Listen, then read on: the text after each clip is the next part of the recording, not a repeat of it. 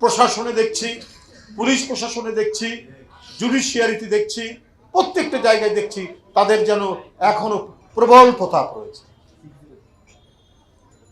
তো এগুলো আমাদের চোখের সামনে ঘটনা। শেখ হাসিনা এগুলো কেন করেছেন? কারণ তিনি মনে করেছেন বাংলাদেশের ক্ষমতা তিনি একেবারে মানে এটাকে মানে মৌরসি পাট্টা বলা হয়,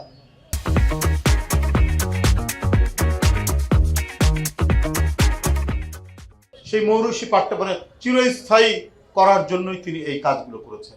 বেগম জিয়াকে একেবারে মানে ধীরে ধীরে শেষ করে দিতে হবে। তারেক রহমান সাহেব যদি দেশে ফিরে না আসতে পারে তার জন্য নানা ধরনের মানে বিচারিক ক্ষমতাকে কাজে লাগাতে হবে।